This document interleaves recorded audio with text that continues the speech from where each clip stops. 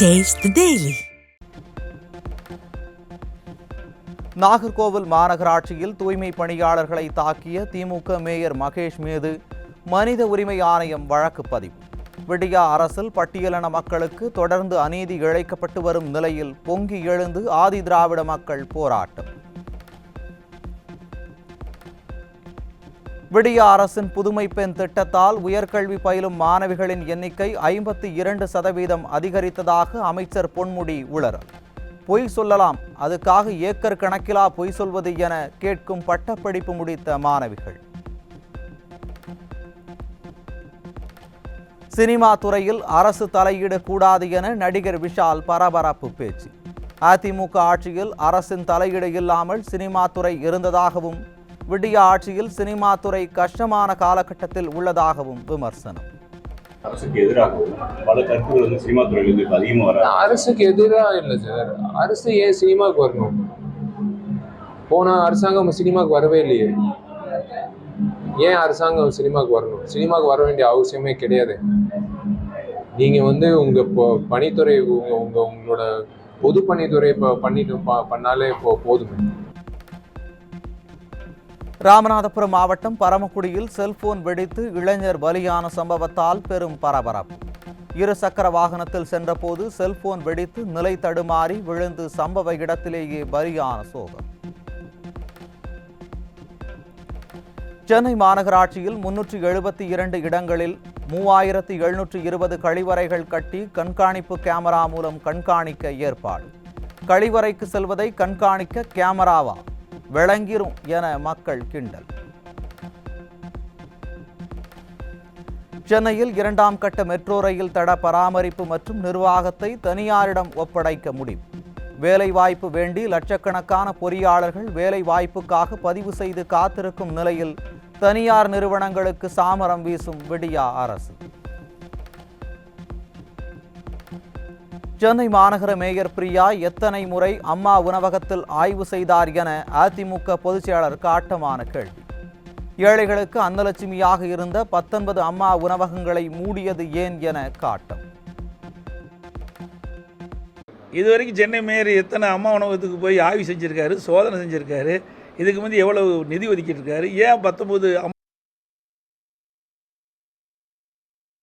இதுவரைக்கும் சென்னை மேயர் எத்தனை அம்மா உணவகத்துக்கு போய் ஆய்வு செஞ்சுருக்காரு, சோதனை செஞ்சுருக்காரு, இதுக்கு வந்து எவ்வளவு நிதி ஒதுக்கிட்டு இருக்காரு, ஏன் 19 அம்மா உணவகம் மூடுறாங்க, எவ்வளவு வருகை இருக்குது? ஏற்கனவே அனைத்து இந்திய அண்ணா திராவிட முன்னேற்ற கழக ஆட்சியில் அம்மா இருக்கின்ற பொழுதும் சரி, அம்மா மறைவுக்கு பிறகும் சரி, அம்மா உணவகத்திற்கு தேவையான பொருட்கள் தரமாக வழங்கப்பட்டது. தரமான உணவு தயாரிக்கப்பட்டு ஏழைகளுக்கு வழங்கப்பட்டது. முழுமையான பணியாளர்கள் இருந்தார்கள். இதனால் அதிகமான பேர் தொழிலாளிகள், ஏழைகள் அங்கே வந்து உணவு அருந்தி சென்றார்கள். இந்த விடியா திமுக ஆட்சி ஏற்பட்ட பிறகு நான் ஏற்கனவே குறிப்பிட்டவாறு இதில் அக்கறை செலுத்தாத காரணத்தினால் அதில் அம்மா உணவகத்திற்கு வருகிறவர்களே குறைஞ்சு போச்சு. அம்மா உணவகங்களுக்கு தரமான பொருட்களை தமிழக அரசு வழங்குவதில்லை. அம்மா உணவக பணியாளர்கள் பாதியாக குறைக்கப்பட்டுள்ளதாகவும் அதிமுக பொதுச்செயலாளர் எடப்பாடி கே பழனிசாமி குற்றச்சாட்டு. வயிறார மலிவு விலையில் அவர்கள் உணவு அருந்தி வந்தார்கள். அப்படிப்பட்ட அம்மா உணவகம் விடியா திமுக ஆட்சி பொறுப்பேற்ற பிறகு சரியான முறையிலே செயல்படவில்லை. அம்மா உணவகத்திற்கு தரமான பொருட்கள் கொடுக்கப்படவில்லை. அதனால் தரமான உணவு தயாரித்து வழங்க முடியாத இருந்த காரணத்தினால் அம்மா உணவகத்திற்கு வருகை தருகின்றவருடைய எண்ணிக்கை குறைந்தது. அதோடு அம்மா உணவகத்தில் பணி செய்த பணியாளர்கள் பாதி அளவு குறைக்கப்பட்டு விட்டார்கள். நிதி பற்றாக்குறையால் தள்ளாடும் விடியா அரசு கடன் வாங்கிதான் ஆட்சி நடத்தி வருகிறது. ஊடகங்கள் மட்டுமே விடியா அரசை தாங்கி பிடித்து வருவதாக கழக பொதுச்செயலாளர் எடப்பாடி கே பழனிசாமி விமர்சனம். இன்றைக்கு இந்த ஆட்சி வந்த பிறகு சுமார் 3,68,000 கோடி கடன் வாங்கியிருக்கிறாங்க.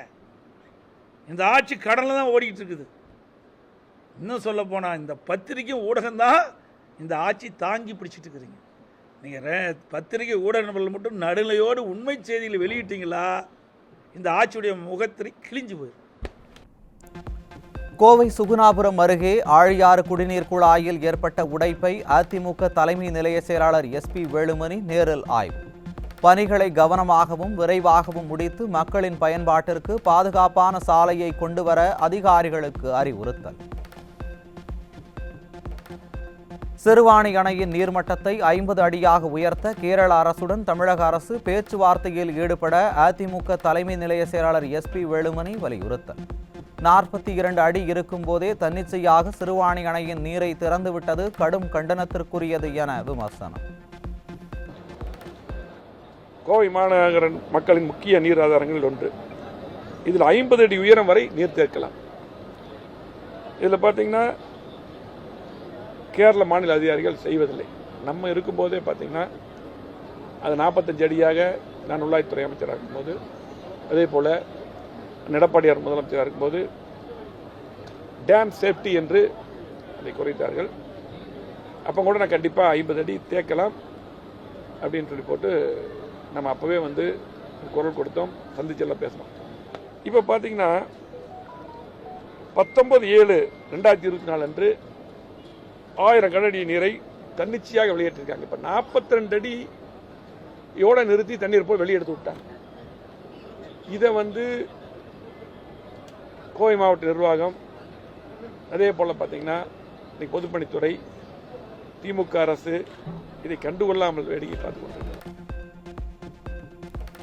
ஜூன் மற்றும் ஜூலை மாதங்களில் நாட்டின் 9 மாநிலங்களில் குறைவான மழை பொழிவு. தமிழகத்தில் கூடுதலாக 83% மழை பெய்தும் விடிய ஆட்சியில் குடிமராமத்து பணிகள் மேற்கொள்ளப்படாததால் நீரெல்லாம் வீணாகி போன அவலம். சென்னை KK நகர் ESI மருத்துவமனை மருத்துவர்களின் அலட்சியத்தால் குழந்தை பெற முடியாமல் வேதனையில் தவிக்கும் தாய். மருத்துவர்களின் அலட்சியம் குறித்து விசாரணை நடத்த விசாரணை குழு அமைக்க கோரி சென்னை உயர்நீதிமன்றத்தில் வழக்கு. 70க்கும் மேற்பட்ட கள்ளச்சாராய மரணங்கள் ஏற்பட்ட பிறகு மதுவிலக்கு பிரிவு இயக்குனர் என்கிற பதவியை உருவாக்கிய நிர்வாக திறனற்ற விடிய அரசு. 1 மாதத்திற்குள் தனி அதிகாரி எடுத்த நடவடிக்கைகள் குறித்து வெள்ளை அறிக்கை வெளியிட தயாரா என மக்கள் கேள்வி. கள்ளச்சாராய விவகாரங்களை கவனிக்க மதுவிலக்கு பிரிவு இயக்குனர் பொறுப்பில் கார்த்திகா IASஐ நியமனம் செய்த விடியா திமுக அரசு. சட்டம் ஒழுங்கு கூடுதல் காவல்துறை தலைவர் புதுச்சேரி தமிழக எல்லையில் ஆய்வு செய்த நிலையில் தனி அதிகாரி என்ன செய்வார் என மக்கள் கேள்வி. பூடான் நாட்டுக்கு 1500 கோடி ரூபாய் நிதியுதவி வழங்க மத்திய அரசு பரிசீலனை. தூய்மை இந்தியா திட்டத்தின் கீழ் திறந்தவெளி கழிப்பிடங்களை அகற்றும் திட்டம் என அறிவித்து 10 ஆண்டுகள் ஆகியும் ஏன் உரிய நிதி ஒதுக்கவில்லை என குஜராத் மாடல் அரசுக்கு மக்கள் கேள்வி. இந்தியாவில் 2020ஆம் ஆண்டு கொரோனாவில் 11 லட்சம் பேர் உயிரிழந்ததாக ஆக்ஸ்போர்ட் பல்கலைக்கழக ஆய்வில் அதிர்ச்சி தகவல். மத்திய அரசின் புள்ளி விவரங்களை விட 8 மடங்கு அதிகமாக இருப்பதால் உலகிலேயே கொரோனாவை திறமையாக கையாண்டதாக பெருமை பேசிய குஜராத் மாடல் உண்மையை மறைத்ததா என மக்கள் கேள்வி. விடிய ஆட்சியில் நடப்பு ஆண்டு 264 கோடி ரூபாயில் 5,47,676 +1 மாணவர்களுக்கு மிதிவண்டிகள் வழங்கும் திட்டம் தொடங்கப்பட்டதாக விளம்பரம். 4,820 ரூபாய்க்கு ஒரு மிதிவண்டி வாங்கப்பட்ட நிலையில் மிதிவண்டி மிதிக்கும் வகையில் இருக்குமா என மாணவர்கள் கேள்வி. ஆம்ஸ்ட்ராங் கொலை வழக்கில் உயர்நீதிமன்றம் கண்டனம் தெரிவித்த பின்னரும் தொடர்ந்து ஆதாரங்களை கசியவிடும் ஏவல் துறை. ரவுடிகளுக்கு கோடிக்கணக்கான பணத்தை கொடுத்த முக்கிய புள்ளியை கைது செய்யாமல் காவல்துறை நாடகமாடுவதாக பகுஜன் சமாஜ் கட்சியினர் குற்றச்சாட்டு. ஆம்ஸ்ட்ராங் கொலை வழக்கை தொடர்ந்து திசை மாற்ற முயற்சிப்பதாக காவல்துறை மீது குற்றச்சாட்டு. மடியில் கனமில்லை என்றால் CBI விசாரணைக்கு பரிந்துரைக்க விடிய அரசு தயங்குவது ஏன் என மக்கள் கேள்வி. ஆம்ஸ்ட்ராங் கொலை வழக்கில் முக்கிய தடயமாக 6 செல்போன்களை நீரில் மூழ்கி முத்தெடுத்த காவல்துறை. 1 வாரத்திற்குள் செல்போன்களில் கிடைத்த தடயங்களை வெளியிடுவார்களா அல்லது பொதுவெளியில் கூறினால் விசாரணை பாதிக்கப்படும் என்று விக்ரமாதித்தன் கதை சொல்லப் போகிறார்களா என மக்கள் கேள்வி. ஆம்ஸ்ட்ராங் நினைவேந்தல் நிகழ்ச்சியில் விடியா திமுக மீது திரைப்பட இயக்குனர் ப. ரஞ்சித் சரமாரி விமர்சனம். ஆம்ஸ்ட்ராங்கை ரவுடி என சித்தரித்த திமுக ஐடி விங்கை வறுத்தெடுத்து காட்டம். ஆம்ஸ்ட்ராங் ரவுடின்னு சொல்லி வலைதளங்கள்ல எழுதின ஐயோக்கியர்கள் யாரு? முற்போக்குவாதிகள், அசல் முற்போக்குவாதிகள். ஃபர்ஸ்ட் என்ன பண்ணா, பிஜேபி எழுதினா அவரு தப்பானவர் அப்படின்னு சொல்லு, உடனே இன்னொரு டீம் இறங்கிச்சு, டிஎம்கே ஐடி விங்க ஃபுல்லா இறங்கி அண்ணனை தப்பு தப்பா எழுதுது. ஸோ உங்களுக்கு எல்லாம் கொஞ்சம் கூட யோசனையே கிடையாது. அதிகாரத்துக்கு எதிராக திரள்பவர்களே நீங்க ரவுடிங்கன்னு சொல்லுவீங்களா? அப்ப நாங்கெல்லாம் ரவுடிங்க தான், வேற வழியே கிடையாது. ஆம்ஸ்ட்ராங் கொலை வழக்கில் அரசியல் கட்சிகளில் தலா ஒருவர் மற்றும் இருவரை கைது செய்யும் விடியா அரசின் ஏவல் துறை. உண்மை குற்றவாளிகளை பிடிக்காமல் அரசியல் கட்சிகளின் வாயை அடக்க போலீசார் கைது என நாடகமாடுவதாக குற்றச்சாட்டு. அரியலூர் மாவட்டம் கோட்டைக்காடு கிராமத்தில் பச்சிளங்குழந்தை கொலை செய்யப்பட்ட கொடூரம். முறை தவறிய உறவில் பிறந்த குழந்தை என்ற சந்தேகத்தில் பாட்டியே பேத்தியை கொன்ற கொடுமை. அரியலூர் மாவட்டம் ஜெயங்கொண்டம் அருகே குடிநீர் வராததால் ஆத்திரமடைந்த பொதுமக்கள் காலி குடங்களுடன் சாலை மறியல். கடந்த சில மாதங்களாக சரிவர குடிநீர் விநியோகிக்கப்படாததால் வெகுண்டு எழுந்து போராட்டம். புதுக்கோட்டை மாவட்டம் அரிமளம் அருகே உள்ள செங்கீரை ஊராட்சியை பிரித்து வேறு ஊராட்சிகளுடன் இணைக்க எதிர்ப்பு. விடிய அரசை கண்டித்து அடையாள உண்ணாவிரதம் மேற்கொண்ட கிராம மக்கள். தூத்துக்குடி மாவட்டம் திருச்செந்தூர் சுப்பிரமணிய சுவாமி கோவிலுக்கு சாமி தரிசனம் செய்ய வந்த பக்தர்கள் பேருந்து கிடைக்காமல் அவதி. ஆடி பௌர்ணமியை முன்னிட்டு கோவிலுக்கு வந்த பக்தர்களை பரிதவிக்க விட்ட விடிய அரசின் போக்குவரத்து துறை. திருவண்ணாமலை மாவட்டம் ஆரணியில் கோவில் திருவிழாவுக்கு வந்த பக்தர்கள் அரசு பேருந்து வசதி இல்லாமல் சென்னை திரும்ப முடியாமல் அவதி. ஆடி வெள்ளியை முன்னிட்டு கூழ்வார்க்கும் திருவிழாவில் கலந்து கொண்ட பக்தர்களை அலைபாய விட்ட விடியா அரசு. விடுமுறை தினத்தை ஒட்டி பல்வேறு சுற்றுலா தலங்களில் குவிந்த ஏராளமான சுற்றுலா பயணிகள். கூட்டம் கூட்டமாக குடும்பத்தினருடன் புகைப்படம் எடுத்து மகிழ்ச்சி. திண்டுக்கல் மாவட்டம் கொடைக்கானலில் வார விடுமுறையை முன்னிட்டு கூட்டம் கூட்டமாக வருகை தந்த சுற்றுலா பயணிகள். பைன் பாரஸ்ட், மோயர் சதுக்கம், குணா குகை உள்ளிட்ட பகுதிகளை சுற்றி பார்த்து குதூகலம்.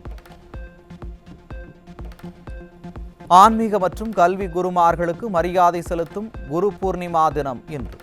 இந்தியா, நேபாள நாடுகளில் ஜைனர்கள் மற்றும் பௌத்தர்கள் கொண்டாட்டம். யுபிஎஸ்சி தேர்வில் 4 முறை முத்திரை பதித்தும் மாற்றுத்திறனாளிகளுக்கு பணி ஒதுக்கீடு செய்யாத குஜராத் மாடல் அரசு. எங்கே சென்றது அந்த செங்கோல் என மத்திய அரசுக்கு மக்கள் கேள்வி. உச்சநீதிமன்ற உத்தரவை அடுத்து நகரங்கள், மையங்கள் வாரியாக நீட் தேர்வு முடிவு வெளியான நிலையில் ஒட்டுமொத்த நாடே பேரதிர்ச்சி. வினாத்தாள் கசிந்த ஜார்க்கண்ட் ஹசாரிபாக்கில் தேர்வு எழுதிய 22 பேர் 600க்கும் மேல் மதிப்பெண் பெற்று விந்தை. குஜராத்தைச் சேர்ந்த மாணவி 12ஆம் வகுப்பு பொதுத் தேர்வில் 700க்கு 352 மதிப்பெண்கள் மட்டும் பெற்ற நிலையில் நீட் தேர்வில் 720ற்கு 705 மதிப்பெண்கள் எடுத்ததைக் கண்டு மக்கள் அதிர்ச்சி. அது எப்படி திமிங்கலம் என குஜராத் மாடல் அரசுக்கு நாட்டு மக்கள் காட்டமான கேள்வி. ஏன் திமுங்களா? எப்படி? அதான் முதல்ல நானும் யோசிக்கிறேன். ஆனா எதுவும் வரமாட்டேன். எது பாலா? இல்ல யோசனை. ஏங்க இதுக்கெல்லாம் என்னங்க யோசனை? நீட் தேர்வின் மூலம் 24 லட்சம் மருத்துவ மாணவர்களின் எதிர்காலத்தை இருண்ட காலமாக்கிய குஜராத் மாடல். நீட் தேர்வு விசாரணையில் உச்சநீதிமன்றத்தின் கடுமையான பார்வையை எதிர்பார்த்து காத்திருக்கும் நாட்டு மக்கள். வரும் செவ்வாயன்று தாக்கல் செய்யப்படும் மத்திய அரசின் பட்ஜெட்டில் தமிழகத்துக்கான திட்டங்கள் பற்றி பெரும் எதிர்பார்ப்பு.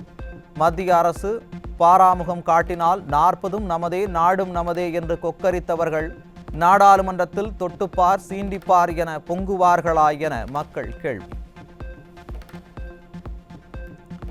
இந்திய வேளாண் உற்பத்தி பொருட்களின் ஏற்றுமதி 10 ஆண்டு கால குஜராத் மாடல் ஆட்சியில் கடும் வீழ்ச்சி. ஏப்ரல் முதல் ஜூன் வரையிலான வேளாண் உற்பத்தி ஏற்றுமதி $588 கோடி சரிவு. சீனாவில் நடைபெற்ற உலக குங்ஃபு போட்டி 9 வயது சிறுவன் சாம்பியன் பட்டத்தை கைப்பற்றி அசத்தல்.